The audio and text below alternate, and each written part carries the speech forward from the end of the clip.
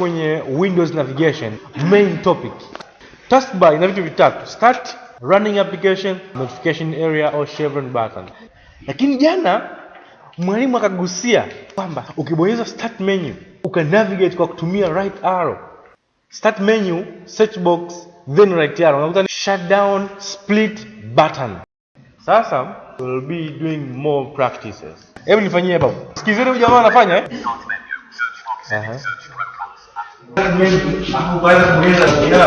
kwa ajili ya kuangalia kuna wakati gani au programu gani zinaexist kwenye kompyuta. Programs ambazo unaona hapo kuweza menu au kuweza haimaanishi ni programs tu hizo ambazo ziko kwenye kompyuta yako. Tunasema kwamba ili uweze kuangalia programs zote ambazo ziko kwenye kompyuta yako utazipata kwenye all programs.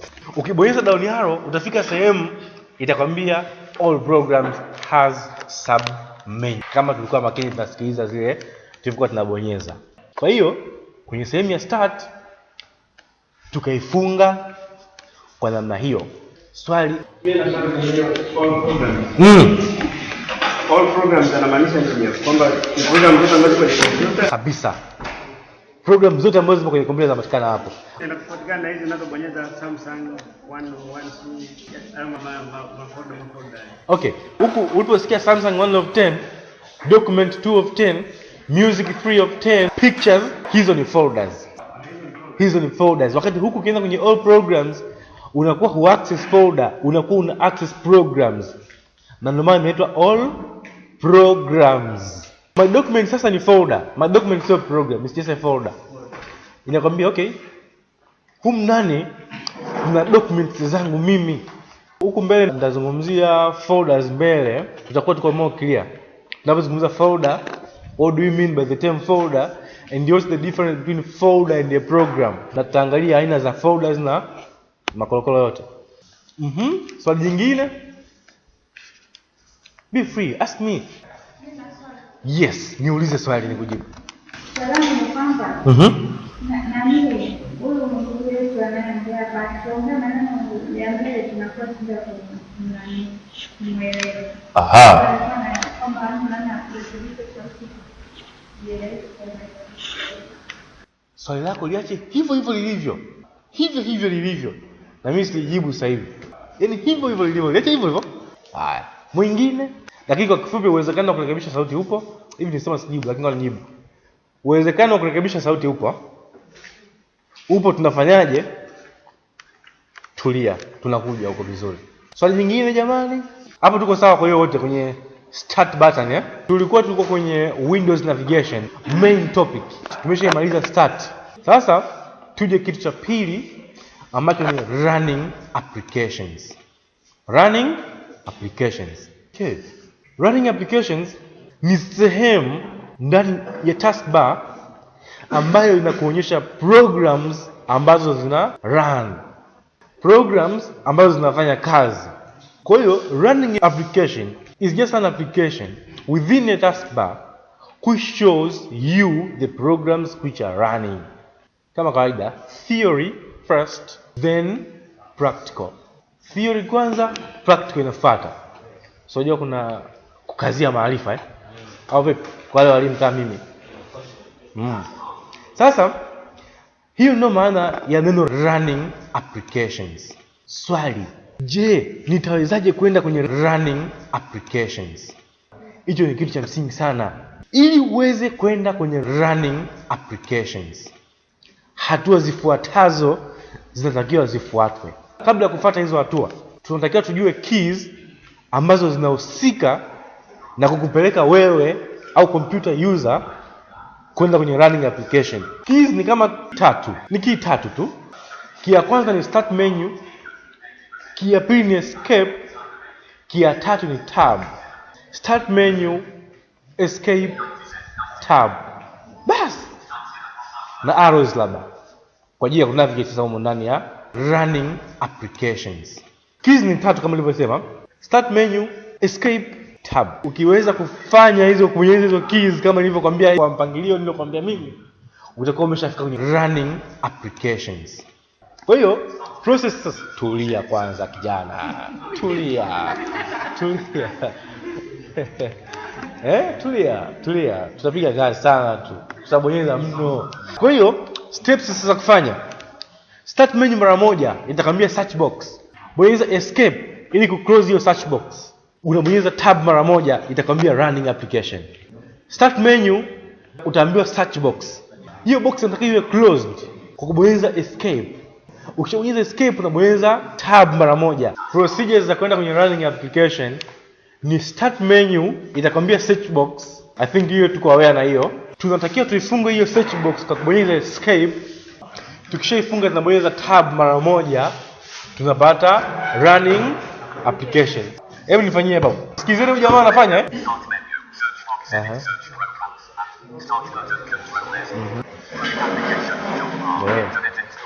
Asante. Hiyo. Running application hii ina maana gani? Running application ni sehemu ambayo ni sehemu ya kompyuta inakuelekeza, inakuambia kwamba kuna programu hii na hii na hii na hii zina run sasa hivi. Wakati huu ambao uko. Wakati huo kwenye kompyuta yako ilipowasha Wewe unakuwa unajua wakati ndio uko unafanya kazi. Kuna kipindi unaweza kufungua program kama 10 hivi, alafu kama umeshasahau zipi zina run na zipi zina run. Okay. Na hiyo hapo inakusaidia kwenye kufunga kompyuta. Kwa sababu ili uweze kufunga kompyuta vizuri, unatakiwa uende hapo uone kompyuta gani ina run ili uifunge, alafu uzime kompyuta yako vizuri. Okay. Tupo kwenye running application.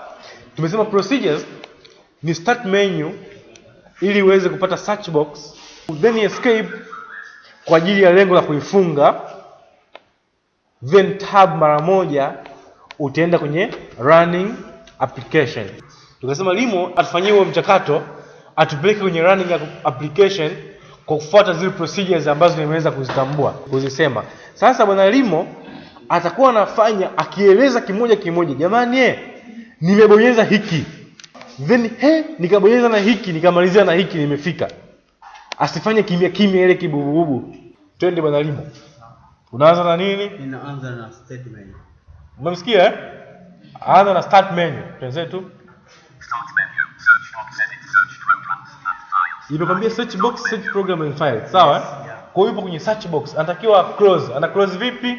Escape. Yep, bonyeza. Start button, control S. Start button. Sasa anaendaje hapo baada ya kuclose?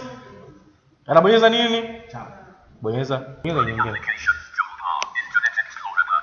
Running applications toolbar, Running applications toolbar, Internet Explorer button. then ikamsomea program Internet Explorer button.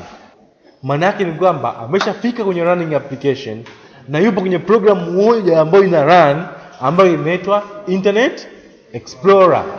Then anafuata mtu wa pili. Huyu jamaa hapa. Tupe kwenye running application. Tunaanza na start menu. Aha. Start menu, search box, edit, search programs and files. Toka hapo tunakuja escape.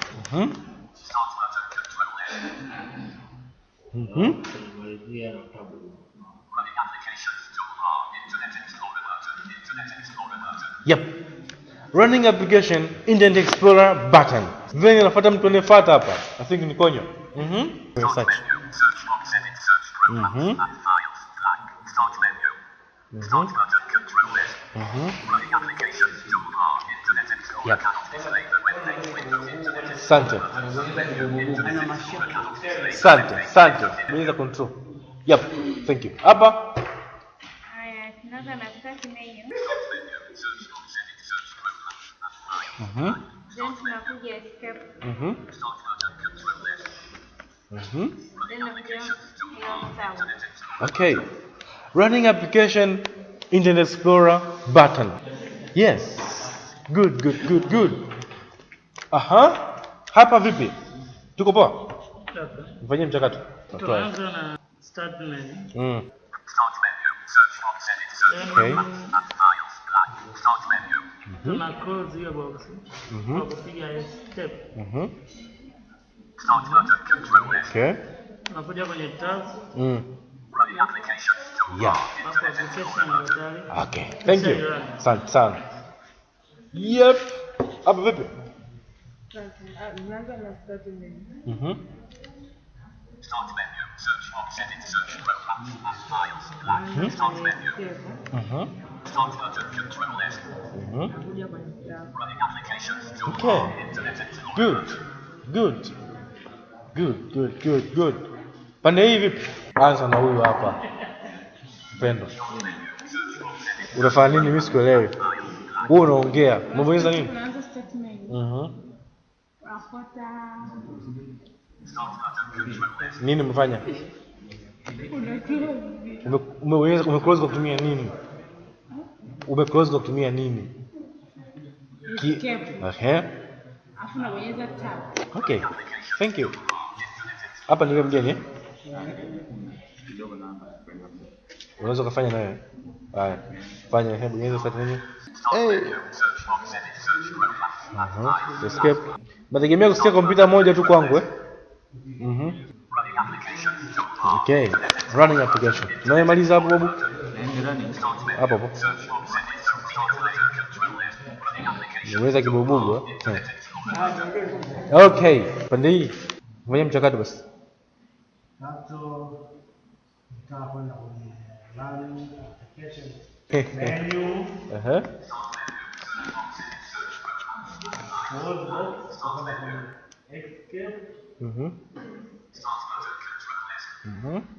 Nakwenda kwenye tab na mara moja. Okay. Thank you. Running application. Asante. Kipande hii. Ukienda running application, naanza start. Start menu, search box, edit search, files. Naenda kwenye application. Escape. Start button, control S. Naenda kwenye tab. Running notification, schedule. Kupitiliza. Huku pande za hivi vipi? Kwenda kwenye running application. Naanza na start menu. Start menu, search box, edit search, files, blank. Start menu. Nabonyeza escape. Start button, control S. Baada ya hapo tunakuja tab key. Running applications, toolbar, internet explorer button. Okay, thank you. Jamani mimi na pendekezo moja. Ukiona umekosea kubonyeza kwa bahati mbaya kwenye keyboard overview and orientation, tulijifunza kwamba one of the keys kwenye keyboard zetu huwa zina silent the speech, sio? Ni ipi hiyo? Basi, ukiona umebonyeza kwa bahati mbaya fanya mchakato inyamaze. Kwa nini tunasema inyamaze? Ni kwa sababu ya interference. Hapo vipi?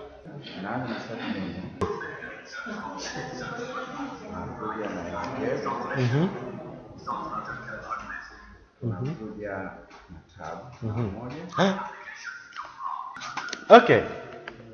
Wote tumeweza kwenda kwenye running applications. I think someone will be asking himself or herself, why are we going to running application? Kama nilivyosema mwanzo, running application ni sehemu ambayo inakuonyesha programs ambazo zina run. Kuna sababu mbili au tatu za kwenda au kujifunza running application. Kwanza, running application inatusaidia kujua kwamba hivi nilifungua program gani na program gani na program gani. Inatusaidia kujua program ambazo zimefunguliwa na zinafanya kazi. Kwa sababu sometimes unaweza kufungua program kwa bahati mbaya alafu ukajisahau kaanza kufanya kazi zako nyingine. Pili, running application inatusaidia kufunga program ambazo zina run wakati tunazima kompyuta zetu.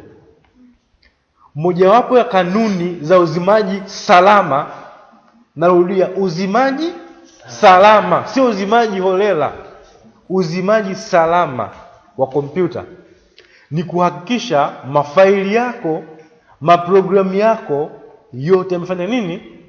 Yamefungwa. Alafu then unafanya nini? Unazima.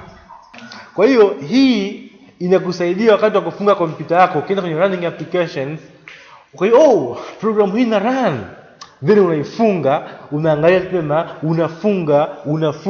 unafunga. Ukijiridhisha kwamba nimeshamaliza kufunga program zote, then zima kompyuta yako. Hapa utakuwa unazima kompyuta yako kwa usalama.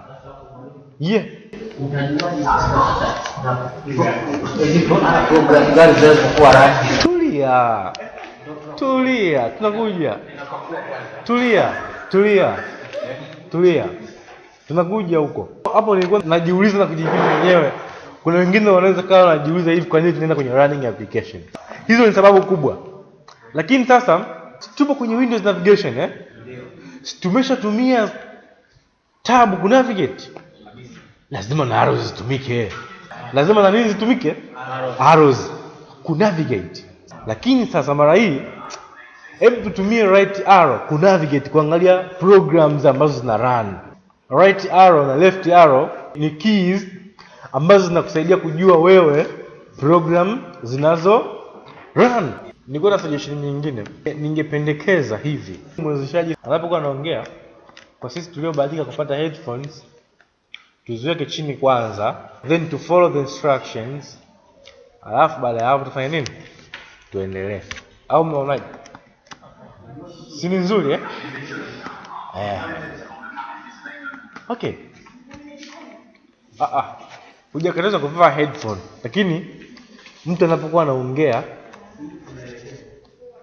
kwa sababu unapokuwa umevaa headphone unaweza kusikia mara mbili au usikie kabisa. Au unaweza kama umevaa headphone unaweza kujifungia, kwa sababu kuvaa headphone kama kujifungia, kujizuia uwezo wako wa kusikia. Kwa kwetu ni kuona na kusikia pia. Upendo, hebu nionyeshe program zako kwenye kompyuta ambazo zina run sasa hivi kwa kutumia right na left arrow. Tulisema kwamba kwanza unatakiwa uende kwenye running applications. Ukishafika kwenye running applications, bonyeza right arrow. Utusikilizishe kuna hiki na hiki na hiki na hiki kina run. Twenzetu.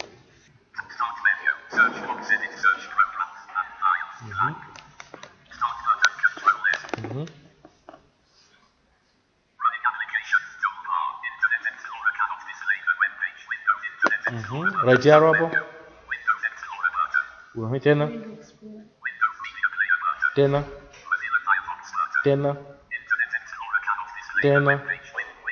Okay. Huyu amepata program 4 zina run. Windows Explorer, Internet Explorer, Mozilla Firefox. Na nini nyingine? Who was carefully listening at her? Is there anyone who was very careful listening? Upendo? Windows Media Player. Ukisikiza screen yako makini, mwisho wa siku inaishia na neno button. Sawa? Sio? Hatuna uhakika. Tunatafuta mtu mwingine tena. Hapa.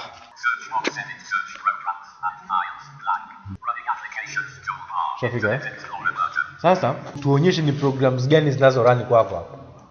Windows Right Arrow, Windows Explorer, Windows Media Player button, Mozilla Firefox button, Internet Explorer button. Sawa? Kama nilivyosema, mwishoni mwa kila kitu ninachokwambia hapa lazima kuwe na button. And you were told that when you hear the screen reader tells you button, unatakiwa ufanye nini? Huwa tuna activate button kwa kubonyeza space bar. Kwa hiyo kwenye running application, kwa Upendo na kwa Limo, tumegundua kuna vitu vinne vina run. 4 programs which are running. Yes, na run at once. Internet Explorer, Mozilla Firefox, Windows Media Player, na nini? Windows Explorer button. Dakika 3 za majaribio mmoja. Ukiona kama kuna tatizo, consult me, I'm here. Mimi ningeomba watu tuwe waaminifu tu. Tukisema kwamba tubonyeze wote tubonyeze kweli, kwa sababu mwisho wa siku tusiachane. I do believe mwalimu huyu jamaa anaweza kapa mtihani muda wote siku yoyote.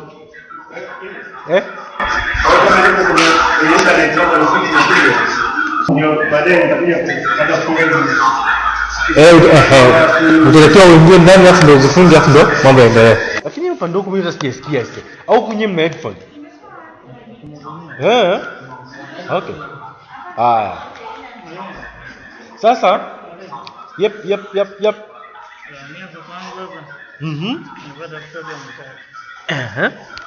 Bonyeza na screen na mimi.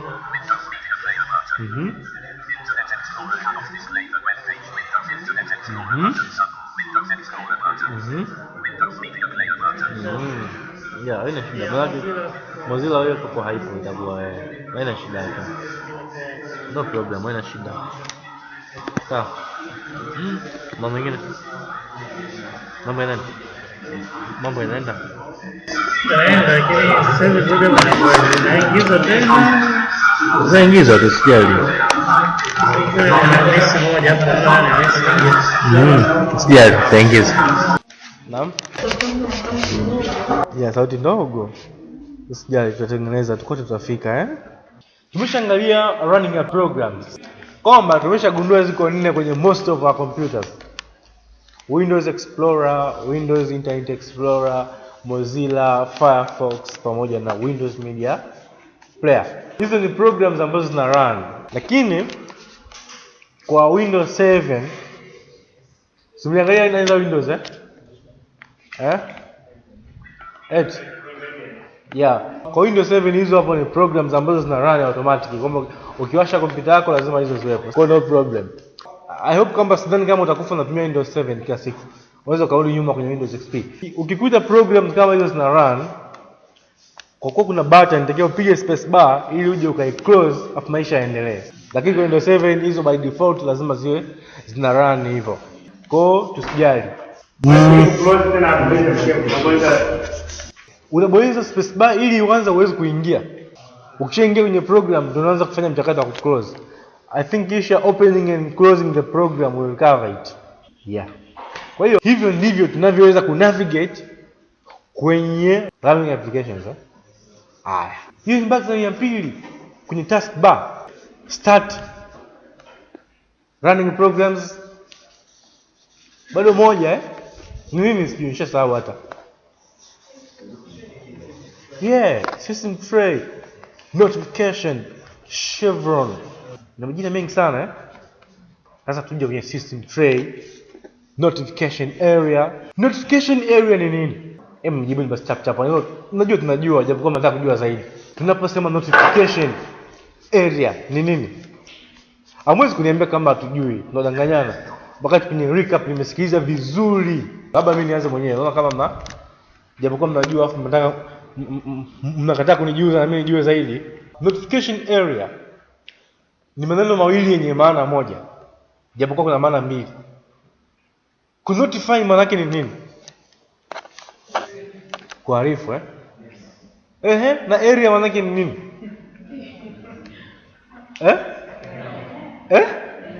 Eneo. Ukiunganisha maneno mawili unapata nini sasa? Hebu unganisheni basi. Eneo la kuarifu. Sasa mwanzo tujibu jamani. Basi maneno mawili yanaongea tu yenyewe.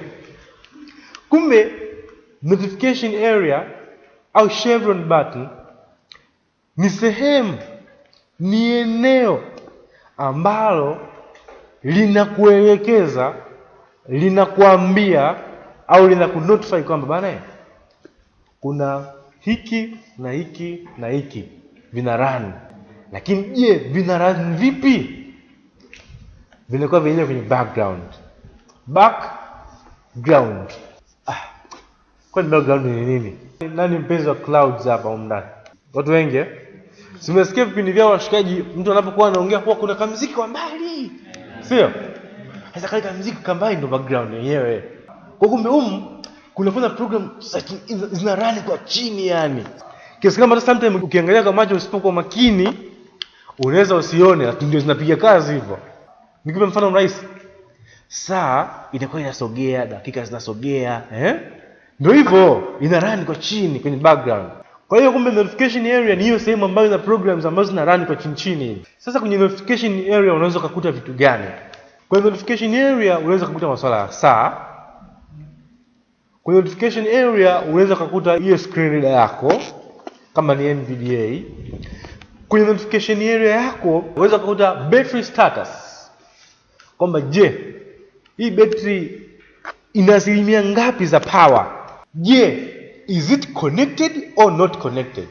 Kwamba je, imeunganishwa na umeme? Kwenye notification area vile vile unaweza kupata kuna icons nyingi zinakuwa zimejificha vile vile. Kwenye notification area yako vile vile unaweza kaangalia whether una internet connection au hauna internet connection. It might be either kuna wireless zipo kwenye hiyo sehemu uliokaa, au hauna wireless, au umechomeka modem yako ipo inasomeka au haisomeki. Nilipotaja modem nimekumbuka kitu cha msingi aisee. Niligusiwa kwamba kuna issue ya internet, somo la internet and emails. Ili somo la internet and emails liwe zuri, tunatakiwa tuwe na kitu kinachoitwa modem. Nini? Modem. Modem itaweza kutupatia sisi internet. Ninge advise kila mmoja awe na modem yake. It may be Airtel, Zantel, TTCL, Vodacom, Sasatel na nyinginezo. Ila mimi kama mtaalamu, mimi ningeshauri Airtel, ambayo accessibility yake kwa siona is good. Ukipata modem yako shilingi 30, you enjoy the life. Na somo la internet na emails itakuwa zuri, itakuwa tamu. Na if possible, tunaweza tuka create email address au email accounts kwa wale ambao hatuna. Kwa hiyo ningeshauri tujiorganize vizuri, tujichange vizuri kwamba asilimia kubwa ni walimu na wafanyakazi. We can enjoy 30 sio kubwa sana. Na kwa wale ambao sio walimu ila wapo shule, boom la field limetoka. Na kwa experience yangu ya kujifundisha mambo haya internet na emails, waga ni somo lenye changamoto kwa sababu ya ukosefu wa internet. Sasa mimi ningeshauri ili darasa liwe la mfano. Internet na emails ipigwe, ieleweke. Tunapoenda mtaani sometimes tunakuwa na chat kwenye Facebook, Twitter, Instagram, sio? Skype na email. Kwa hiyo tufanye mchakato basi tuchukue modem. Naweza mkadipa instance zenu nikienda kuchukulia modem. Au vipi? Si shwari? Mbona mnasuasua kwenye swala la hela jamani?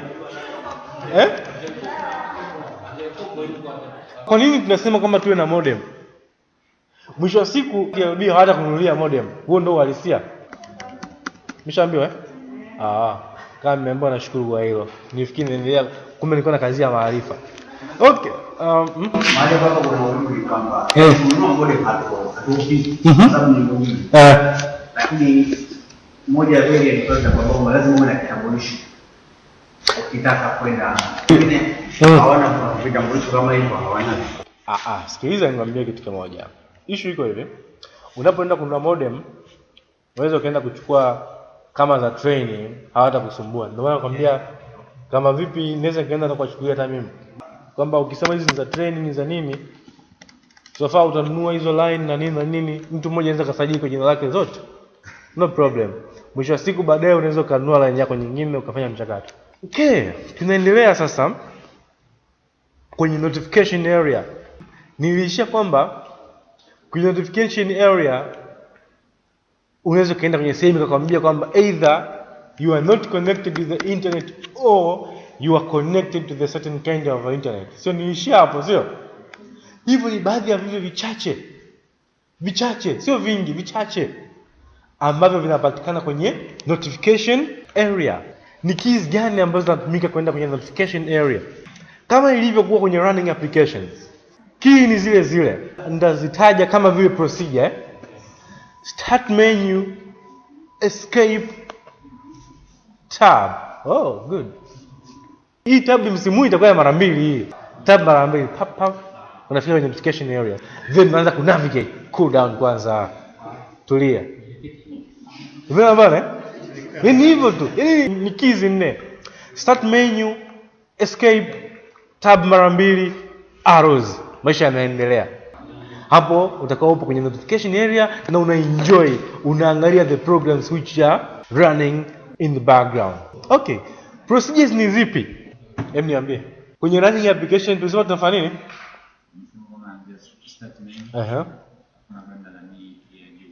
Ya juu nini? Escape, tab mara moja, sio? Sasa msimu tukipiga tab mara moja tutazambia running programs. Tukipiga tab ya pili tutatuambia notification area. Tutakuwa tushafika kwenye notification area. Kwa hiyo kumbe procedures za kwenda kwenye notification area, start menu, search box inaapia pale. Una-close kwa kubonyeza escape. Unabonyeza tab mara moja, utafika kwenye running programs.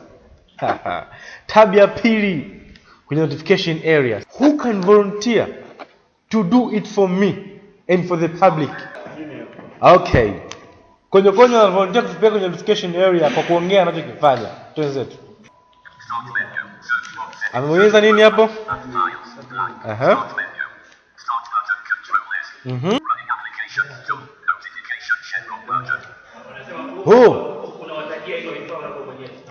Amefika. Notification chevron button. Huyu wa pili sasa anatakiwa ataje. Alisema nani jamani? Agnes Mbaga? Hebu nifanyie mchakato Agnes Mbaga. Sikizeni kwa makini. Naanza start menu.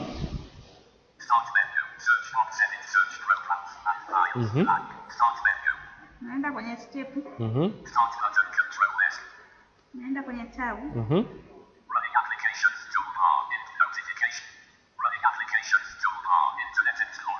Tena. Yes. Notification chevron button. Okay. How many 2 volunteers? Sisi wengine tutaki we must do it. Yep. Huku. Unaanza kila siku huku tu.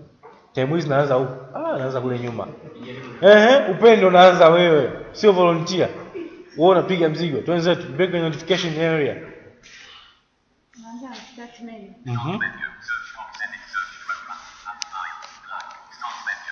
Nabonyeza escape.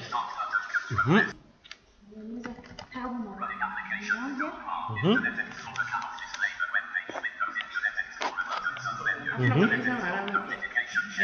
Oh yeah. Notification chevron button. Ishia hapo. Usibonyeze chochote kile. Sawa? Tupeleke kwenye notification area hapo uishie hapo yani. Mbonyeza nini?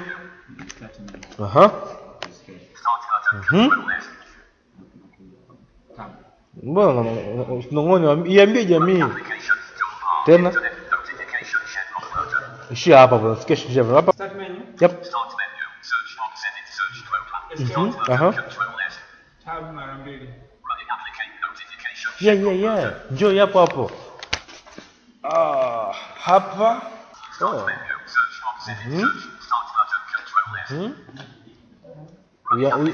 Uiambie jamii wafanye nini? Ukishafika kwenye notification. Tunaenda right arrow. Umesikia? Amesema kama tumeshafika writing application, tunaenda right arrow, sio? Bota cheka jamani. Bota cheka. What's wrong with him? Right arrow. What's wrong with him?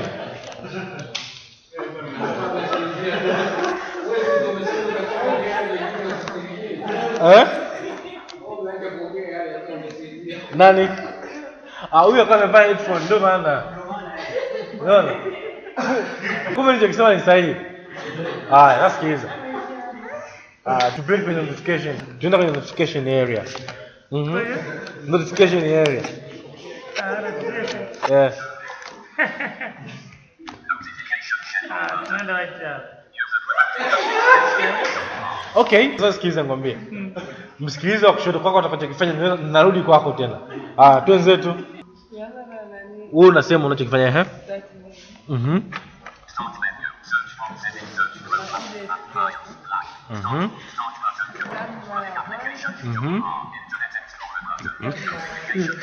Okay. Haya, leo rudi sasa fanya mwenyewe. Kwanza tunaenda wapi?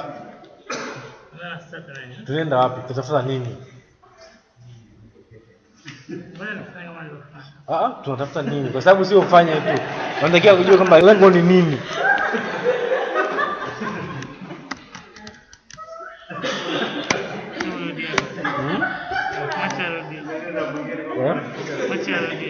Okay. Issue iko hivi. Kuna kitu kinaitwa notification area. Ni sehemu ambayo inakunotify kwamba kuna hiki na hiki na hiki na run kwenye background. Tukasema sasa ili uweze kwenda tunafuata hizo procedures za huyu jamaa. Tuanze tuweke notification. Start menu. Search box, edit search, start button, control F. Running applications, toolbar, Internet Explorer cannot display. Bring the tab tena, asikizungua. Tab tena. Notification check. Yeah, mshafika.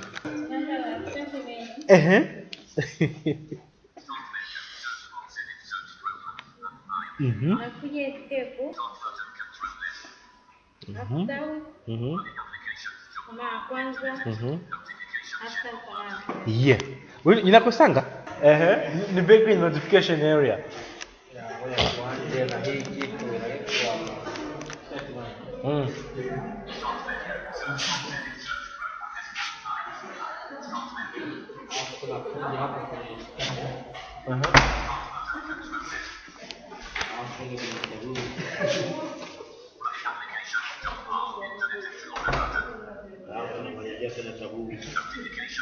Okay, thank you. Na wewe? Naanza start menu. Ndio kuja kwenye start. Ndio tab. Mara ya kwanza. Mara ya pili hii hapa. Nani wa kwanza? Naanza na Start menu.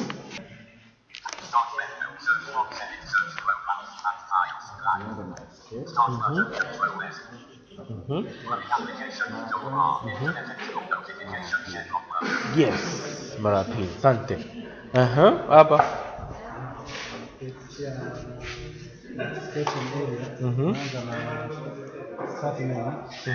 Jamani tusikie. Tunakuja tunabonyeza escape. Tunabonyeza tab mara ya kwanza. Oi. Tunabonyeza tab pili. Tunaenda kwenye notification chevron au areas. Tunaanza start menu.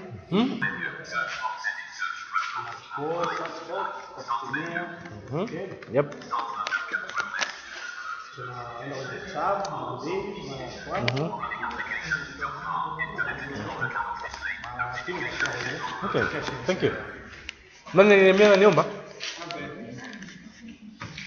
Yeah. Natupa signal na tunasikia inatoa mlio tu. Signal, bonyeza escape hapo. Bonyeza escape. Yep, thank you. Okay. Hizo ni procedures za kwenda kwenye notification area. Yep. Unapobonyeza escape unasema taskbar. Hii taskbar unapata kwenye escape. I love the observation. Taskbar ndio hiyo yenye hivyo vitu vitatu sasa. Tunayozungumzia hapo. Hiyo ndio taskbar yenye vitu vitatu. Sawa? Yep. Sasa tumejua procedures na tumeenda kwenye notification area. Kitu kinachofuata tunaangalia moja moja. Kwenye notification area yake kuna nini na nini, na nitakuwa naeleza hii ina maana gani na hii ina maana gani. Hapa tukiwa makini baadaye kwenye programs ambazo nitakuja kuendelea, nitakwambia uende sehemu fulani ufanye hivi na hivi na hivi, sitakwambia huku tunaendaje. Mimi nitakachokutaka tu uende kwenye hiyo sehemu. Sasa kama nilivyosema, mmoja anatakiwa aende kwenye notification area, aweze kwenda kuangalia kwenye notification area yake kuna hiki na hiki na hiki na hiki kina run kwenye background. Kama kawaida, naanza na mshikaji wangu wa mwanzo. Bonyeza start menu.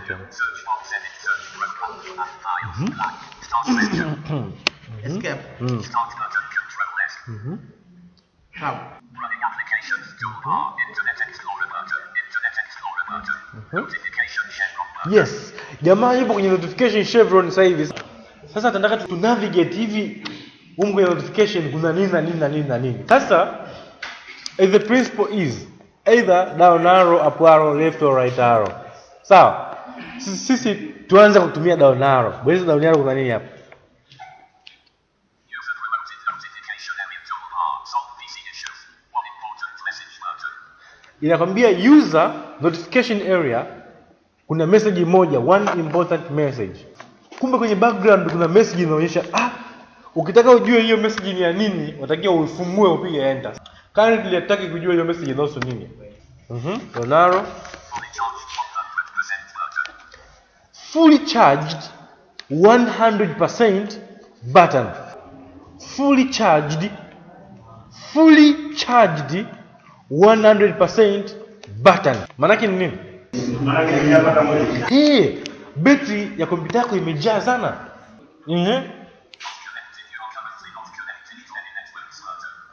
Not connected.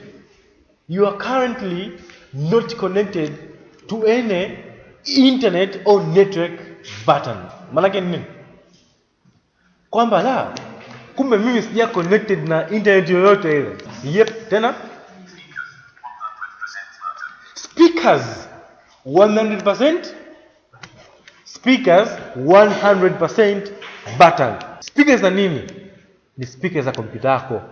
Hii kompyuta hii sauti unayosikia lazima itoke kwenye speaker. Kumbe speaker yako imekuwa adjusted, volume yake imefika juu kabisa kwenye 100%. Ukitaka kupunguza utapiga enter afu anza kupunguza. Then we do practice. Kwenye kimoja kimoja. Yep.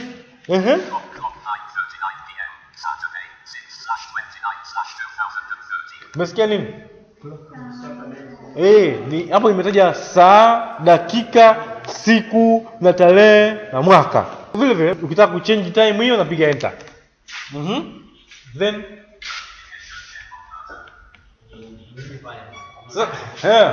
imekwambia notification chevron button. Hasa niwaambieni umo kwenye notification chevron button, akipiga space hapo kuna vitu vingi ambavyo vimejificha huko ndani.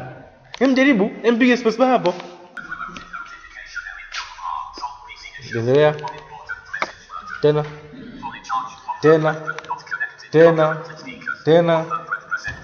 Ndio, Yesu tushaangalia tena.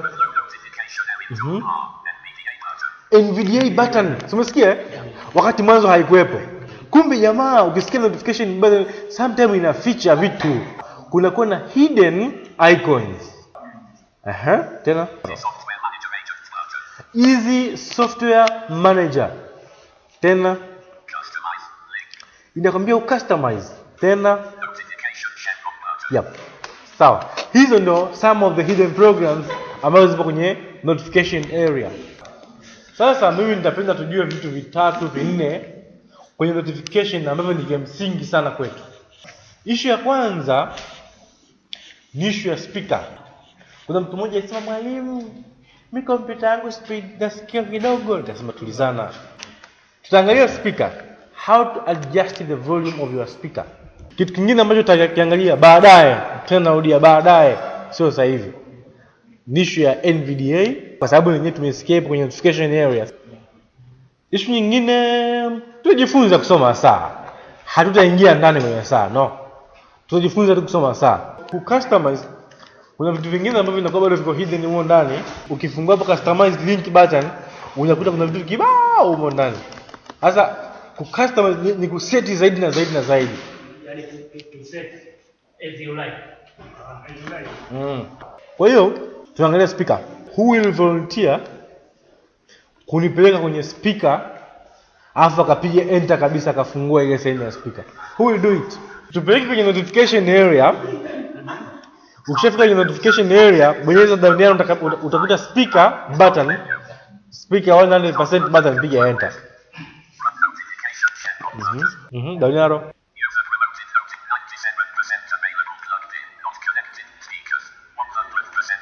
Tumesikia umefika Piga space bar hapo. Okay, dialog slider 100. Sasa sikiliza. Hii ni dialog box. Ni sehemu ambayo unaweza kupiga story na kompyuta yako. Sasa hii ni slider. Kwa kuwa ni slider, maana ukibonyeza down arrow unakuwa unapunguza, hapo wala unaongeza. Hebu bonyeza down arrow bwana Konyo.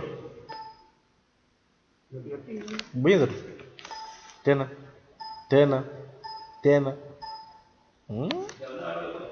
Natakiwa hivyo. Down hapo arrow je? Down arrow. Sasa je. Hapo sawa.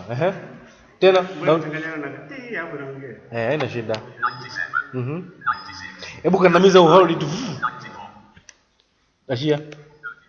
Miskini azidi kupungua tena. Inamnong'oneza mshikaji tena. Imeisha. Jamaa iko 0. Sawa. Pandisha juu hapo arrow. 28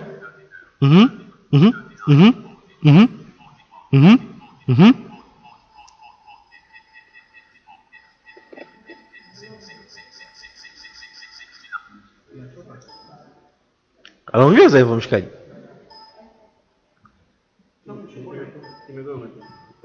Itakuwa imeshafika mwisho. Sawa? Ndio. Bonyeza tena. Hapo aro. 100. Asante. Ukibonyeza left arrow, right arrow. Tena. Hiyo right eh? Right. Okay. Kwa hiyo kumbe bonyeza left arrow. Left. Okay. Unaona bwana sasa jamaa hapo alikuwa anapunguza kwa kutumia down arrow, anaongeza kwa kutumia up arrow, anaongeza kwa kutumia left arrow na kupunguza kwa kutumia right arrow. Sasa akitoka hapo afanye nini? Hebu bonyeza tab hapo. Tena mpaka kuja kwenye sehemu ya okay. Tena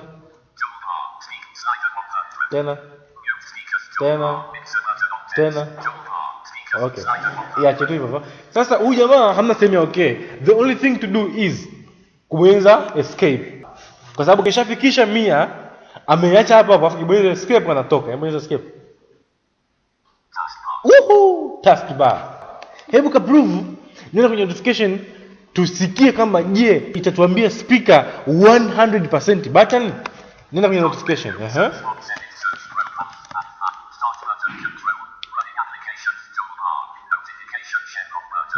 Donaro.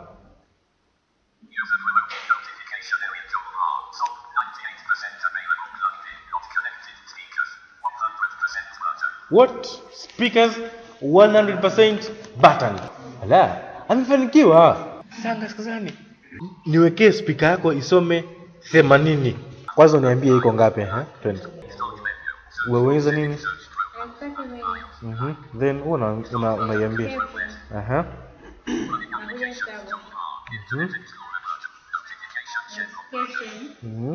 Nakuja hii down yao.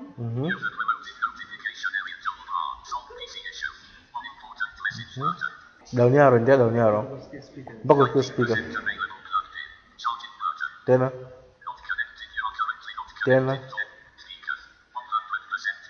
Speakers 100% button. Niwekee 80. Hapa sasa ulipofika hapo speakers 100% button, piga space bar. Dialog slider 100. Bonyeza down arrow mpaka kute 80%.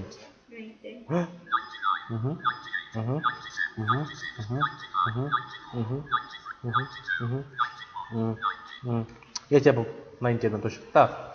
Bonyeza escape. Aya. Katuthibitishie kule kama kweli imechange from 100 to 90. Nenda kule kwenye speakers tena notification code.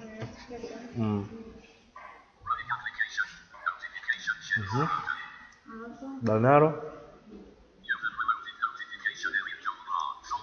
Tena.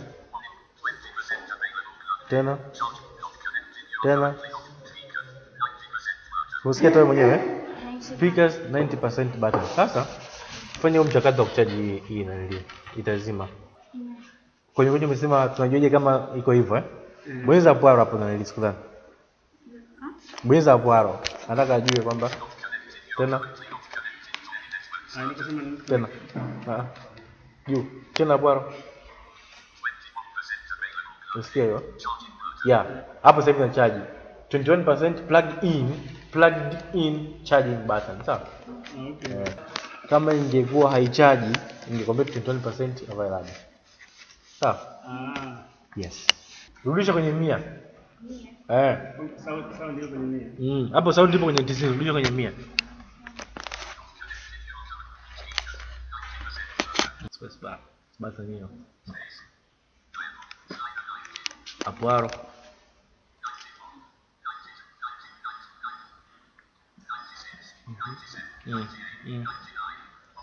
Okay, escape.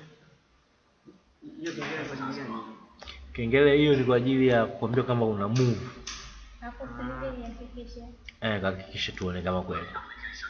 Hizo wazi danganya. Hapo ndani ya. Mbona mimi sijasikia notification? Down now.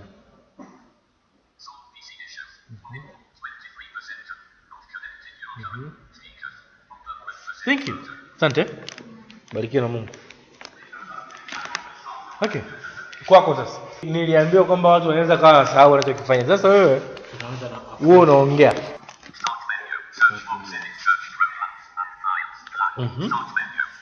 Kuja escape hapo. Kuja tabu hapo. Kuja mara mbele. Like yao.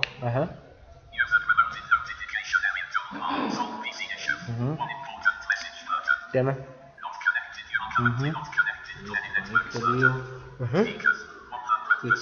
Alafu toka hapo kwenye button unabonyeza nini? Ukisikia button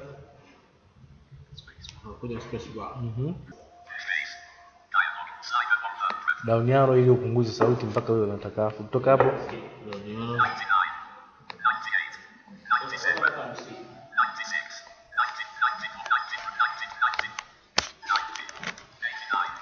hata useme nini.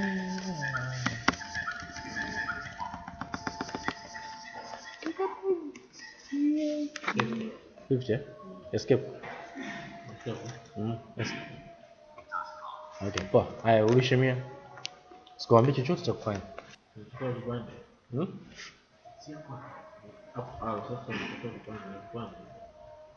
Escape kwanza. Wewe usibonyeze escape pale. Maana yake uanze upya sasa kwa sababu umeshatoka.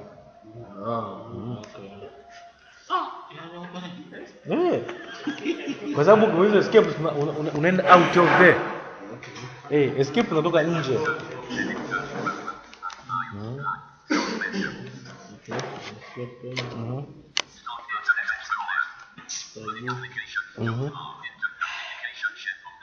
Bwana. Tumia down faster top. Down. Ndio kwa zote zinafanya the same way.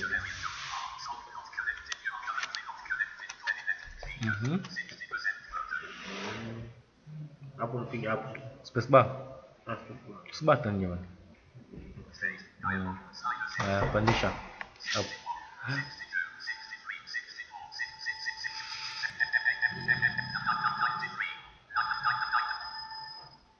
Escape.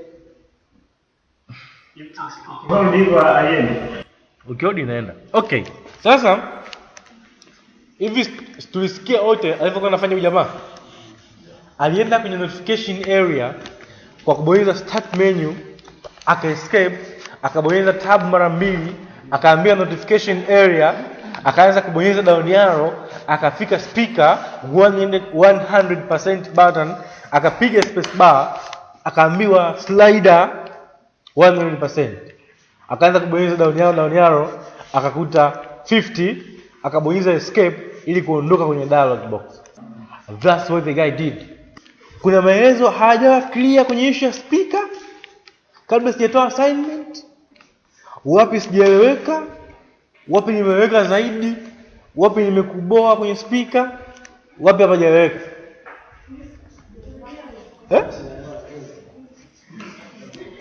Ulianza kukwamia wapi? Ili tuanzie hapo. Okay. Notification area tunaendaje? Wimbo kwenye start menu. Tunakwenda kuelekea out kwa escape. Tunakwenda kwenye tab, tunabonyeza mara mbili. Tunakwenda tunapata notification area. Kwa hiyo tunakwenda kwenye arrow, kwenye down arrow. Tunakwenda mpaka kwenye speaker. Kwenye speaker kwa sababu itafanya hilo button. Tunakwenda kubonyeza au kupress space bar. Then itatuambia kwa katika percentage gani. Kwa hiyo kama ukitaka kuongeza, angalia kama kuongeza utaangalia kwenye up kama kupunguza kuna down arrow, kama unapotaka ndio utafanya out. Jamani, haya maelezo tumeyasikia? Niambie wapi hapa hajaeleweka jamaa kaongea. Hata sijaongea mimi, kaongea jamaa. Wapi hapa hajaeleweka? Si mameleka? Vizuri. Haya, assignment iko hivi. Ngoja. Sikia dokta. Hii assignment inamhusisha na yeye. Yani it doesn't matter uli practice mwanzo uja practice, assignment ni kwa wote. Assignment iko kama hivi. Speaker zetu wote ziwe 50. Na ninapita kukagua moja. Sawa, 50% speaker hiyo. Okay, sasa wote tumeka msingi. Peleke 100. Peleke 100 hizo zote faster yani. Ukifika 100 sikia kila kitu yani. Tumeshaona ya kwa adjust speaker volumes. Tulisema kitu kingine ni nini vile? Kusoma muda. Saa, kusoma muda. Procedure zile. Hapa sienda kwenye speaker button. It might be either chini au juu kidogo kuna sehemu ya saa. Okay, mmoja nisomee saa. Haya.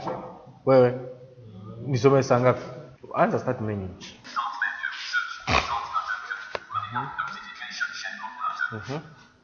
Down there sasa. Okay. 98% available plugged in. Tena. Clock 6:11 p.m. Saturday 6/29/2000. Tena nakwambia 6:11 kwa inaanza na clock. Haya. Na wewe. Start menu. Search box edit search program. Files blank. Samsung S1 on 10. Shut down slate button shut menu. Unamsikia huyu jamaa anafanya Yuko sahihi sana, sio?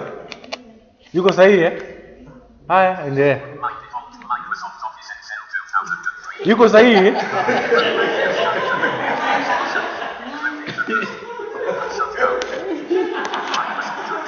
Mnafikiri hajafanya nini? Mnafikiri kii gani hajaionyesha? Mnafikiri kii gani ya kuibonyeza? Kwa nini hajafika? Ni kwa sababu hakuiclose ile search box, akaanza kubonyeza tab moja kwa moja, sio? Hakubonyeza escape. Uongo babu?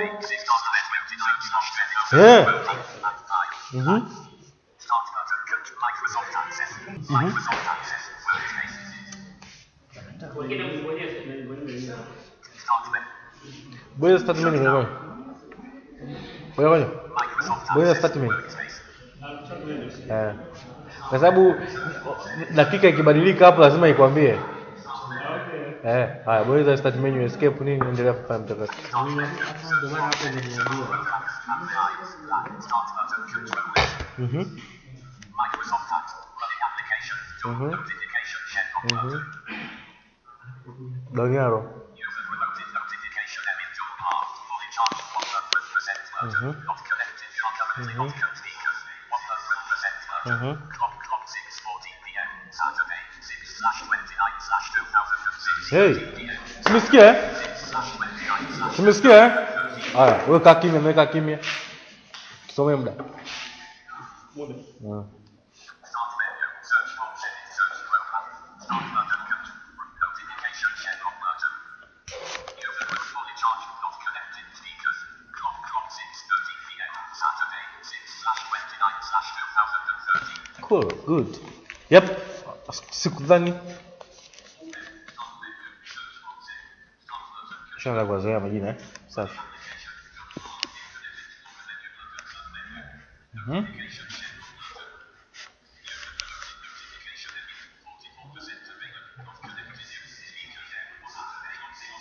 Oi, bonyeza start menu. Sio hapa. Ndio zimesetiwa sasa. Zimesetiwa Kiswahili. Hapa. Oya, kwa nyinyi wote ambao nimeshawafanyia bonyezeni start menu. Kwa sababu dakika ikibadilika lazima ikwambie. Hapa kubonyeza escape tena. Au unaweza kubonyeza ndani yako. Okay. Sasa tumsikize na huyu mwingine jamani. Hapo.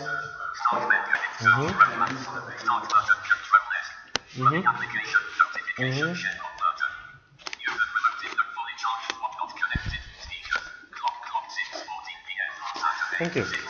Good. Naomba. Bonyeza start menu. Wewe hapo. Start menu. Bonyeza start menu ili uondoke hapo.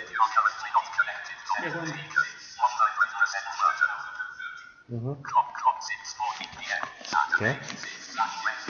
Kwani sio Saturday jamani? Oya, kwa wale ambao nimeshawafanyia bonyezeni start menu kwa sababu inakuwa ina disturb ukiacha hapo kwenye saa. Dakika ikibadilika lazima ikwambie. Twende.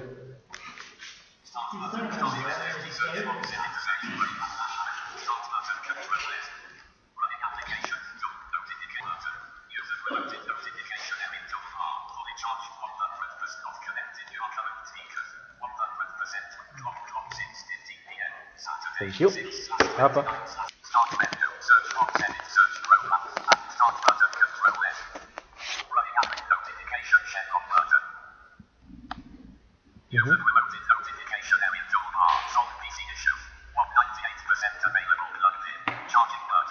Down now.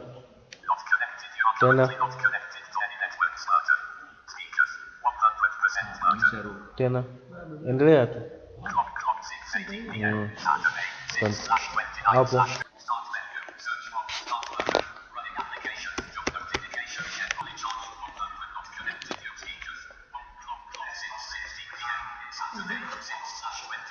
Thank you. Pande hii.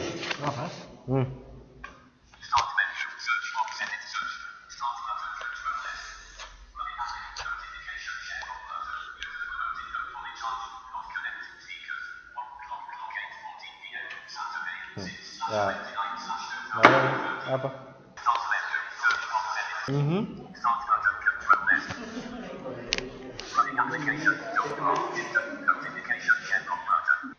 Tend.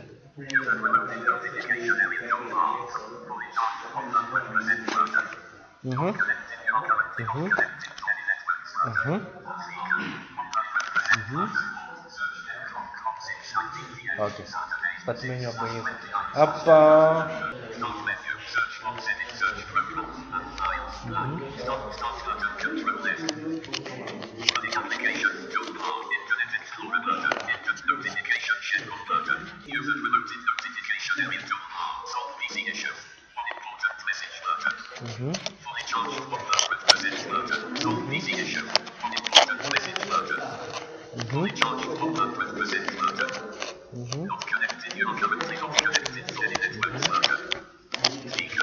Oh, story terpiga tu. Okay. Thank you. Malizia.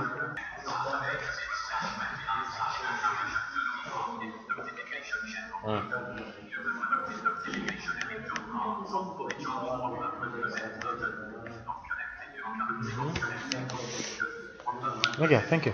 Kila mmoja ameweza kudemonstrate kwenye issue ya speaker na kwenye issue ya saa, na hayo ndiyo maeneo makubwa ya sisi kuangalia. Eneo jingine la tatu ni eneo la kuonyesha status ya betri yako. Utakwambia tu 100% either charging au not charging. Ni pale kwenye notification. I think ni kabla ya saa, kitu kama hicho. Nitaka niulize maswali kidogo. Tulikuwa tunaangalia namna kurekebisha, kupunguza au kuongeza sauti. Kwenye dial slide. Lakini kwa saa inasoma moja kwa moja hapa. Na tujienda kwenye dial. Sasa kwa mfano kama nataka kurekebisha saa au zile zinakuwa automatically zimesetiwa kuna ndani. Sawa, unaweza kurekebisha, lakini huo mchakato wake sasa. Yaani ni topic ambayo iweze ikachukua hata siku nzima yani hapo. Kwa sababu huwezi kurekebisha saa peke yake, kuna masuala ya makalenda huko ndani, nini, mambo kibao. Hapo yeye una haja kuanza hiyo box slide. Hiyo achana nayo kwanza. Tunajipanga to fix time ya kuja kujua jinsi ya kurekebisha saa ambao it can take a whole day.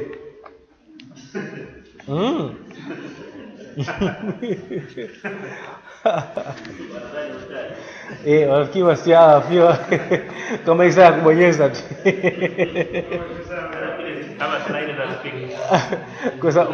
Kwa sababu umo ndani kuna issue ya kuset time, kuna Pacific time, Australian time, mpaka uje ukute Nairobi sijui standard time. Yani okay. Kwamba hapa tu hatuja connect kwenye kwenye internet. Lakini unashangaa unaposema jamani silence, unakuta ushafika mahali panaanza kusumbua, panaanza kuongea. Je, tutakapo connect sasa wote kama taharibu sasa hata vitu ambavyo pengine yani havina mpango. Okay. Keyboard overview and orientation. Vile nitarudia tu kule. Ukiona umeshika by mistake, bonyeza control.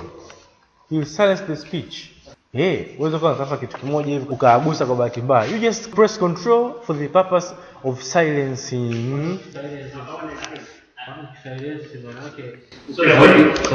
Yaani kompyuta haiharibiki kwa kukuswa. Okay. Yaani usidhani kwamba kwa sababu umepress hiyo key wrong basi unapita. Swala sio kuharibu. Swala ni kwamba kwa kuwa uko unatafuta kuboresha sehemu nyingine maana yake utakuwa umeama pale. Sasa kuhama sio kuharibu kompyuta. Ya tunaongelea hiyo swala la sasa kumbe kama issue ni kuhama, ni kujua tu kama mwanzo ulifanya nini na ulikuwa wapi na uende vipi basi. It's so simple. Kwa sababu hakulifafanua swali, yes true. Hakulifafanua swali. Kwamba anamaanisha kwamba akiwa kwenye internet labda afuti mashine labda anaandika email yake, bahati mbaya kabonyeza tena button ikaongea. Itakuwa imehama pale alipo au itakuwa pale pale. Okay. I do hope kwamba mbele kutakuwa na topic ambayo itakuwa inahusu uchanganyaji wa keys. Kuna key special ambazo zikichanganywa zinakuwa zina move from one place to another. Kwa hiyo kama umeruka kwa bahati mbaya, you'll be told kwamba key na hii ukibonyeza hii itakurudisha ulipokuwa au itakupeleka kwenye program nyingine au hivi na hivi. Utaambiwa tu. Kwa hiyo hata usiwe na shaka kabisa. Karibu. Kwa mfano nikiconnect internet niangalie labda online kwa internet. Niambia kwa kumbia kuonyesha kwa maandishi. Okay. Screen reader ni nini? Inasoma nini? Basi. Kwa kumbe ikileta maandishi maana yake atasomwa, sio? Asante. Kingine? Kwa hiyo kwenye notification tumeweza kuangalia hivyo vitu viwili, speaker na saa. Kwa utundu wetu tunaweza tukaangalia status ya battery, kama battery yetu imekaaje. Na tulizungumza kwamba kuna issue ya internet connection. Kwenye notification unaweza kuangalia kama either uko connected na internet au haupo connected na internet. Unajua mimi napata confusion kati ya hii enter na space bar. Kwa sababu kama ile ya kupunguza na kuongeza sauti umepress sasa, kwa nini tusingebonyeza enter? Hiyo program ifunguke hivi nani? Yaani inashindwa kujua difference kati ya enter na space button hapo. Difference kati ya space bar na enter. Kawaida ufanyaji kazi wa keys unategemea na program unayoitumia, kwamba upo kwenye program gani. Assume kama upo kwenye Word, space bar itakuwa ni kuacha nafasi na enter itakuwa ni kuacha kuingia kwenye mstari mwingine. Hapa ukisikia button key sahihi zaidi, japokuwa enter inafanya kazi, is better ka press space bar ili kufungua nini hiyo button. We always open buttons by pressing space bar. Ijapokuwa ukipress enter na yenyewe inakubali, lakini sometimes kwenye button nyingine enter waga inazingua haifanye kazi. Kuna key kwa kama hii right key. Right key.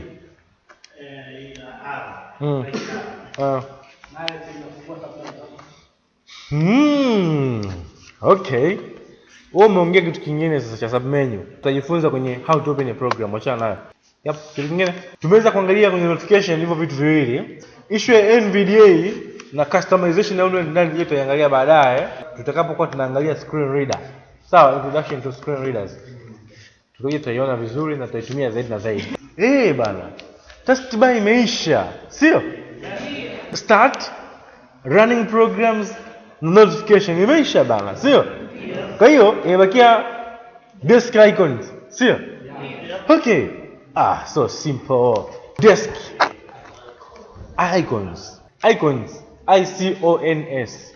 Icon ICON. Nyingi icons nyingi. Desk icons. Sasa icon ni nini? Icon ni nini? icon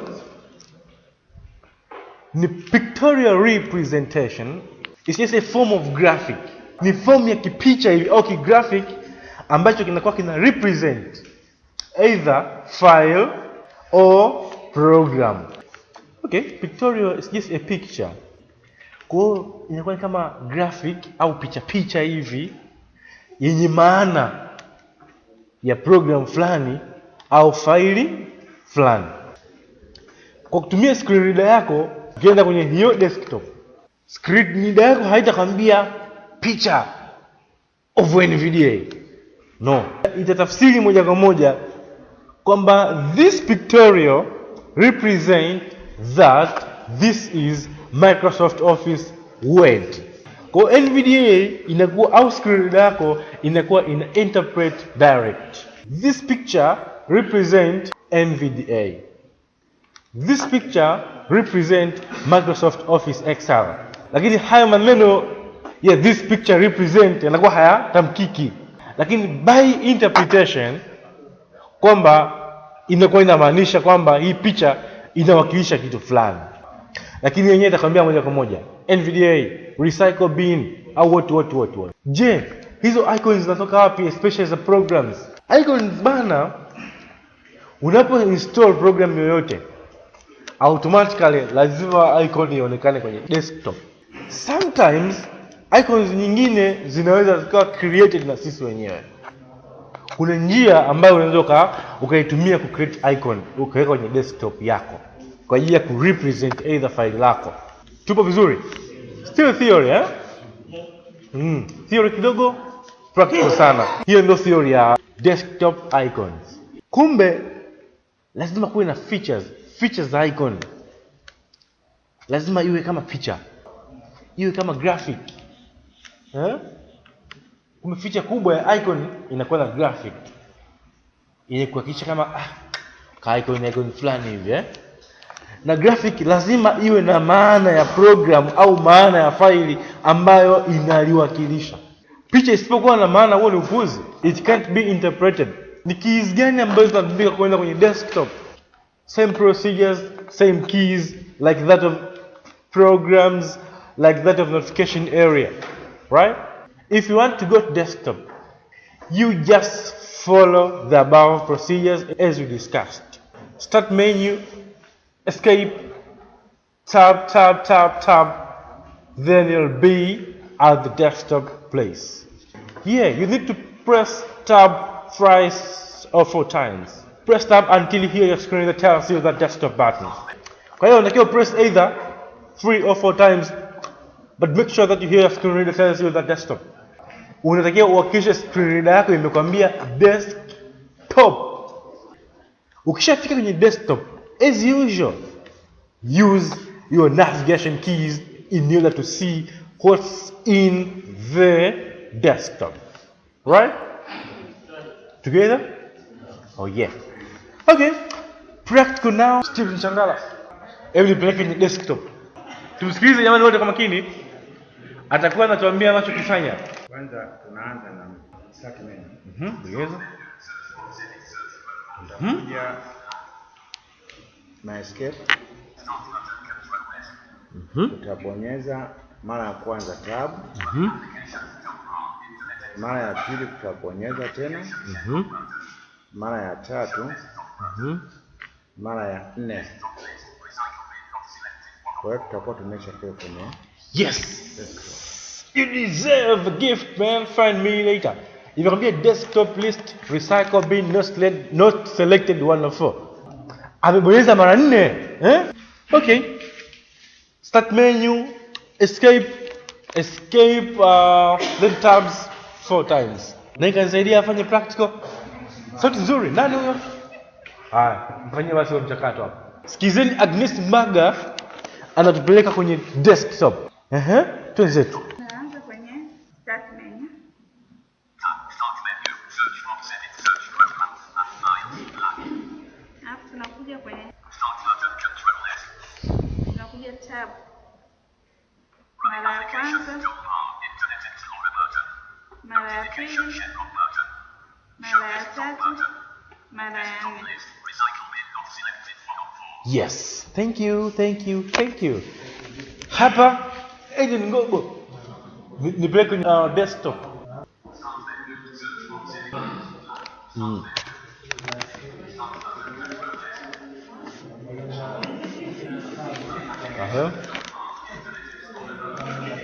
Oya, tusikilizane jamani eh? Okay. Thank you. Good demonstrator. Luimbo. Okay. Run as a start menu. Cancel.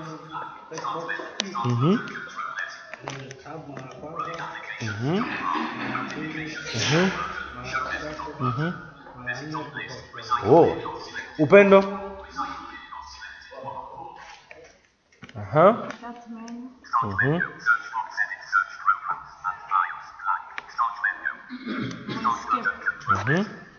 Bonyeza tab mara moja. Mara mbili.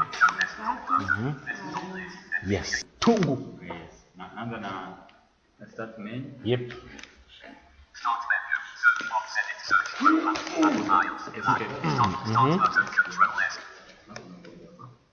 Running applications. Toolbar. Notification. Share folder. Show desktop button. Bado. Start button. Control S. Pale. Bravo.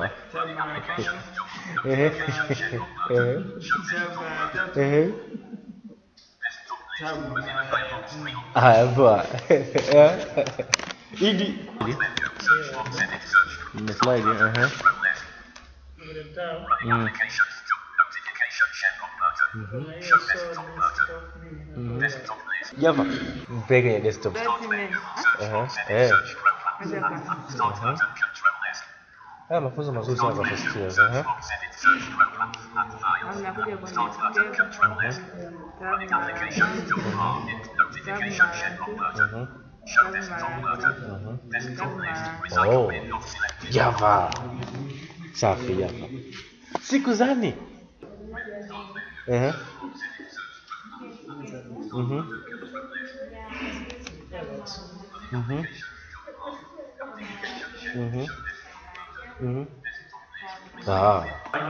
Fanya.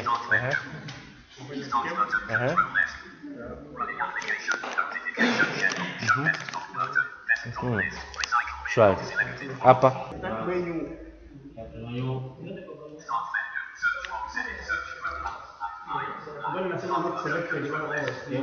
Lakini nitaweza tu.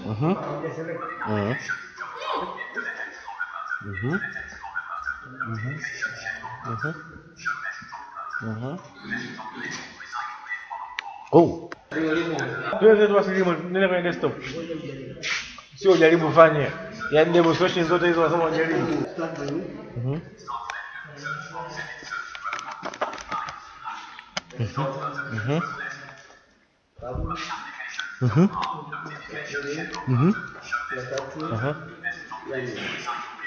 Okay, what tulipo kwenye desktop? Sawa. Nilisema desktop is a place where icons and files are placed. So placed. Placed. Are kept, are stored. Na tukasema kwamba icons is just a graphical pictorial representations of either files or programs within the computer. Sasa nataka tujaribu ku navigate within the desktop. What can we see? Always we do navigate by arrows, as usual. Nataka tujaribu ku navigate hivi kwenye desktop kuna nini? Hebu niambie, desktop yako ina nini? Hebu navigate kama kawaida. Arrow yote ile.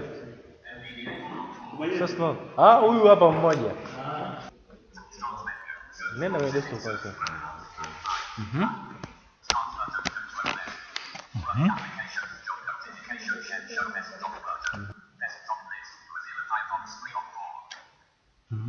Bonyeza up arrow, down arrow, left arrow, right arrow.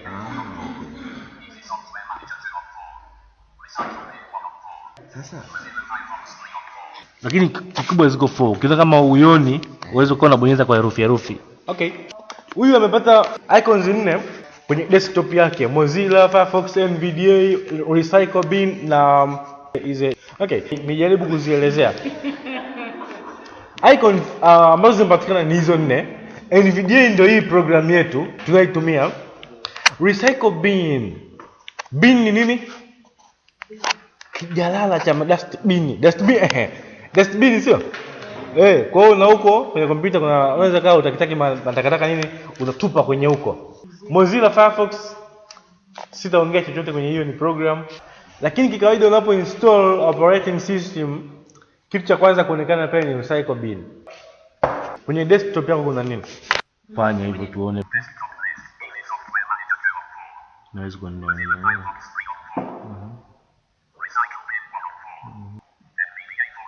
Kila mmoja afanye aone kama kuna iliyozidi ziko 5 au ziko 3 kwa mizani. Make practice. Yeah.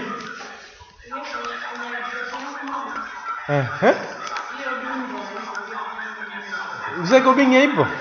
Hamna kitu kama hamna kompyuta ambayo haina recycle bin. Ziko 4. Zisikilize nakwambia 104. Wewe. Atende. Inakwambia 204, sio?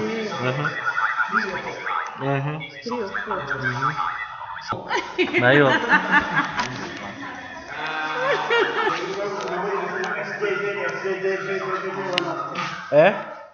Kuna moja kwanza tunasema SJJ. Inaweza kirusi au? Hebu bonyeza. Ndio unasikia. Ndio unasikia. Nitaifanyia utafiti utajua hapo. Ngoja nifungue. Ndio nini? Unasikia hiyo inakwambia 104. Hapo vinyamaza.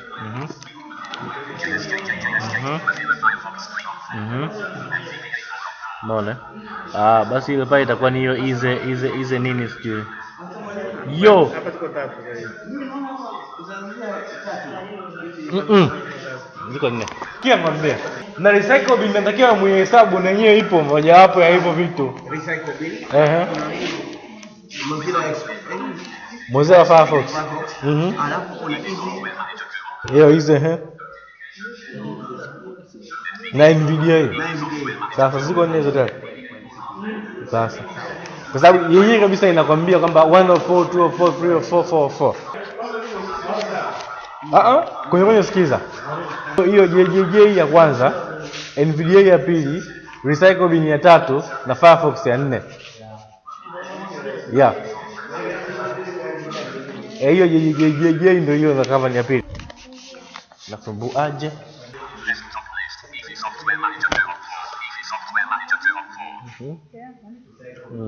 Naenda kwenye down.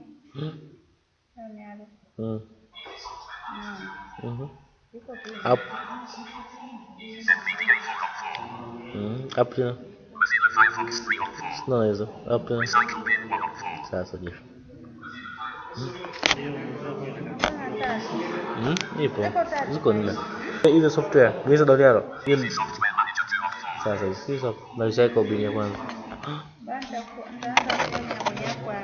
Hapo down ukiona zingine kubadilisha. Yes.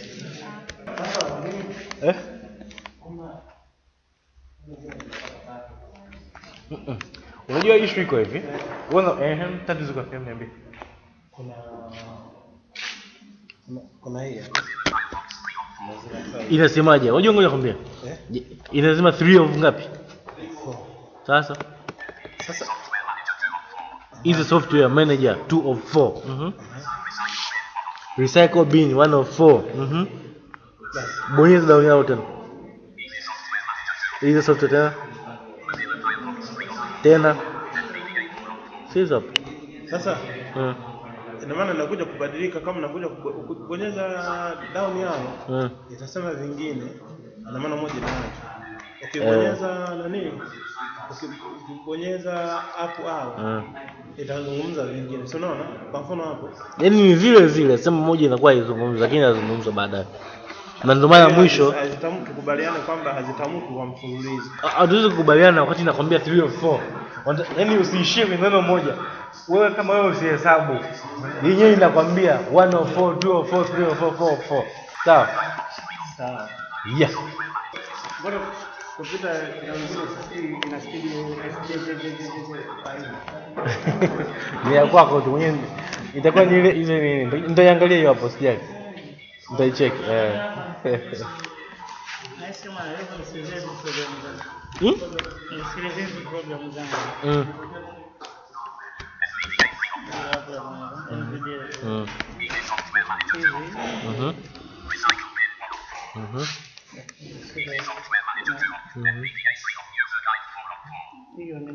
User guide.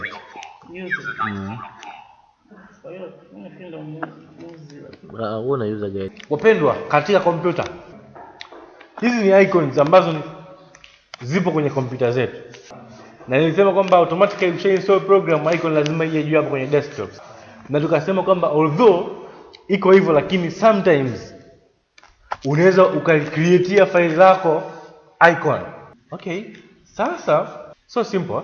Ukitaka kufungua, kwa kuwa hiyo sio button, hamna recycle bin button, hamna Mozilla Firefox button, key halisi ya kubonyeza ni enter. Kwa hiyo kwenye icon hapo unabonyeza nini? Enter. Inafaa itambulike kwamba kadiri unavyozidi kuinstall programs ndivyo icon zako kwenye desktop zinakuwa nyingi. Una uwezo wa kuidelete icon, uwezo huo upo. Isha kudelete icon au kudelete file, kudelete word, kudelete nini, we'll cover it other days. Yeah, Windows navigation, desktop icons, and taskbar is over. If someone has a question, it's right time to ask. Kwa mfano tunasema ibonyeza ndio sekashia kama seko bin. Ndio na maneno kama not selected. Aha, okay. Hiyo not selected maana yake hapo ni observe kitu kizuri, and it's a good question. Inaposema not selected, kikawaida program yoyote ile, file yoyote lile lazima uliselect. Hapo ilipokuambia not selected, hata kama ukipiga enter mpaka Yesu aje arudi, hapa funguki. Kwa sababu unakuwa unafungua mlango ambapo hapana mlango. Wakati kule kwingine ambao ilikuwa sema not selected. Ilikuwa inasema not selected kwa sababu iko selected. Ile selected tayari. Sasa hapo ili uweze kuiselect hapo ungebonyeza tu space bar, ningekwambia selected. Au ungebonyeza arrows, either ingehama kwenye program nyingine au ingeweza kuirudisha kwa kubonyeza arrow nyingine, arrow ya kureverse. It could be very simple. Kwa hiyo ili uweze kuselect, either una select kwa kubonyeza space bar au kubonyeza hizo arrows, na uweze kufungua bila kuselect. Hizo zingine ambazo hanifanye kwamba ikawa sema not selected, maana yake zilikuwa selected. Ilikwambia recycle bin not selected kwa sababu kwanza kasa ilikuwa karibu na recycle bin, haikuwa karibu na Mozilla Firefox, haikuwa karibu na NVDA. Ndio maana ilikwambia recycle bin not selected. Kuna wengine iliwaambia NVDA not selected, kuna mwingine iliwaambia Mozilla Firefox not selected. Hivyo ndivyo inavyokuwa. Okay, labda tuanze hivi. Kuselect ni nini? Tuanzie huko. Kuselect ni kuchagua. Unachagua kwa njia ya kukitia kitu kivuli. Kikompyuta sasa hapo.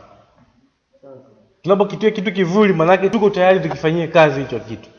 Tunapokichagua kitu, tunakuwa tupo tayari kukifanyia kazi. Kwa hiyo, inapotuambia not selected, maana yake hatujakichagua hicho kitu. Na kwingine ilikuwa haisemi, na bado ni question select. Kwenye desktop hamna kitu ambacho kilikuwa kimechaguliwa.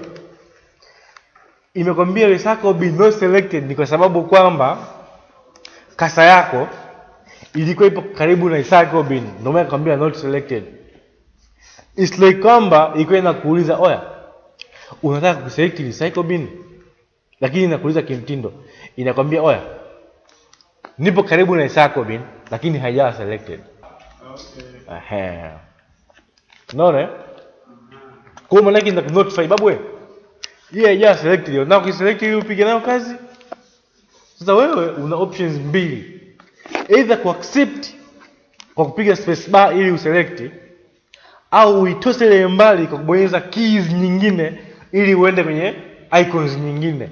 Pale iliposema not selected, ungebonyeza right arrow ingekwambia Mozilla Firefox au NVDA ingekutajia icon nyingine. Tutakuwa ndio taratibu, usijali. Kwa hiyo tulivyoangalia hapa, naona sababu ina kazi kubwa kweli. Yaani simply kama yani kama the main hub.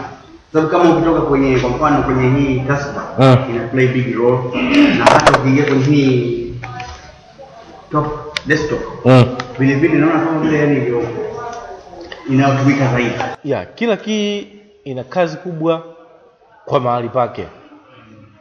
Mimi nikiuliza swali mguu na mkono kipi kina kazi kubwa utanijibu nini? Mguu na mkono kipi kina kazi kubwa? Ndio ndio muhimu kwetu. Asante. Kwa hiyo vyote kuna nafasi yake. Shortcuts za kukupeleka kwenye notification area, desktop, jinsi ya kuangalia saa, jinsi ya kuangalia status ya battery yako. Siku zote kwenye njia ndefu na njia fupi huwa ikosekani. Hapa tulikuwa tunajifunza njia ndefu, na mimi huwa nashauri watu waanze kujua njia ndefu au then njia fupi. Na huwa sishauri sana for the beginners kujua njia fupi. Lakini leo nawaibia siri. Nakupa shortcuts za kukupeleka kwenye notification area, desktop, jinsi ya kuangalia saa, jinsi ya kuangalia status ya battery yako. Zinakutosha. Hizi sizirudi, naongea mara moja tu pap pap pap pap pap. Alafu napiga kimya. Au vipi? Sinikwambia mimi si huwa sipendi kwa beginner kujua shortcut. Alafu sinikwambia nakuibia siri. Kwa mimi nakwambia tu kufanya hivi unafanya hivi, kufanya hivi unafanya hivi, kufanya hivi unafanya hivi, basi. Naambia bye bye, namkabidhi mwenyekiti. Okay. Jinsi ya kwenda kwenye notification area. Tunaendaje? Shortcut ni hivi. Sirudi. Start menu plus B. Baba. Inakupeleka kwenye shortcut moja kwa moja. Popote ulipo, start menu plus B, unaenda kwenye notification area. Nikisema something plus something, nina maana kwamba key ya kwanza ambayo nitaitamka, you need to hold it. Unaigandamiza kwa muda, have unabonyeza hiyo key nyingine ambayo nitakwambia. Kwa hiyo nikwambia start menu plus B, baba, start menu unaishikilia kwa chini, unaigandamiza, then unakuja unabonyeza B, alafu unaziachia kwa pamoja. Au vipi? Tupo? Ndio hivyo, start menu plus something, hiyo ndo maana yake. Sio unabonyeza start menu alafu unabonyeza B. No. Start menu unashikilia kwa nguvu, alafu unakuja unabonyeza hii nyingine, tip, alafu unaziachia. Okay, going to the notification area, start menu plus B, baba. Going to the desktop, start menu plus M, mama. Kuangalia saa. Nikupe nisikupe. Insert plus F12. Kuangalia status ya battery yako. Status ya battery yako. Insert plus shift plus B, baba. Insert, usinipigie hivyo kwa sababu hatufanyi practice hapa. Sawa? Insert plus shift plus baba. Sasa kwenye issue ya saa, let me clarify more. Kwenye issue ya saa tumesema insert plus function 12. Ukibonyeza mara moja itakwambia saa 12:30 am. Ukibonyeza mara mbili, yani ile insert ukibonyeza F12 mara mbili, pap pap, itakwambia tarehe, siku na mwaka na saa na kila kitu. Mwalimu, zote hizo unabonyeza long press. Long press maana hiyo. Zote unasema. Zipi sasa? Ipi na ipi na ipi na ipi? Zote ni zote ya dhadi hapo. Kwa mwanzo nilisema hivi. Ninaposema kwambia kitu fulani plus kitu fulani, cha mwanzo ambacho nilitangulia kukitaja na kibonyeza kwa nguvu hivi, alafu nikamwambia plus B, mwingine anabonyeza B, papa hapo anaelekea kwa pamoja. Hapo ndio wafikia jinsi ya kuwasha NVDA. Nilisema control plus alt plus N. Unakuwa unashikaje sasa? Kwanza unashika control unaihold. Then unashika alt unazihold pamoja. Hapo N unaigonga kapa. Alafu unaziachia. Alafu unaziachia. Insert plus shift plus B. Naona unashika insert unaishikilia. Wewe usifanye hiyo, achana. Practice sio kwangu. Practice when you want to Kwa sababu mimi sipendi shortcuts. Yaani hapa na idea siri tu. Yaani sipendi shortcuts kwa beginner. Kwa sababu utakuwa addicted na shortcuts. Siku nyingine utaambiwa utafundisha watu ovyo. Aha.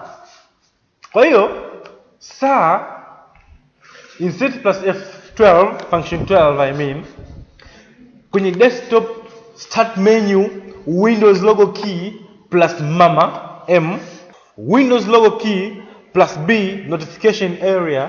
Unashangaa? Bado ziko nyingi, yaani marudio tu mbona jamaa.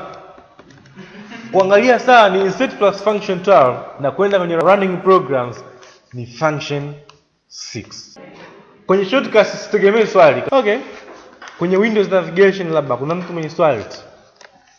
Kuanzia tulipoanzia asubuhi aidha jana kule na ile recap ya leo na nilikokuja nikaongea hapa mpaka sasa hivi, kuna mtu mwenye swali hivi labda sehemu ambayo haijaeleweka, sehemu ambayo imekuwa ngumu inahitaji more clarification, observations, labda mtu ameobserve kitu, jamani mimi nilikuwa nabonyeza nimegundua kuna hiki na hiki na hiki, niambie nani ameobserve kitu na ameobserve nini wakati wa kubonyeza hiyo, kwa sababu tulipeana dakika kadhaa za kubonyeza kuweza kugundua kama kuna vitu. Hebu tuambizane tumegundua nini wengine. Mimi huwa na belief interest na time. Mimi huwa inaanza interest and then time. Siku moja nilikuwa nabishana na jamaa wangu mmoja. Anambia bwana mimi sina muda wa kujifunza kompyuta. Nikamuuliza swali, do you have an interest of learning computer? Akasema ndio. Aliposema ndio, nikasema okay, time and interest kipi kinaanza? Akaniambia time. Ngambia hamna, sio time. Of course nilimwambia hamna, sio time, interest. Lakini gani? Kwa hiyo kama tuna interest ndio inapatikana tu. Na kitu mimi ambacho nashauri ni kufanya utafiti zaidi na zaidi na zaidi. Yaani usiishie hapa kwamba sijui window navigation nini ukaishia hapo tu. Go beyond what the teacher taught you. Go beyond. Usiishie hapo.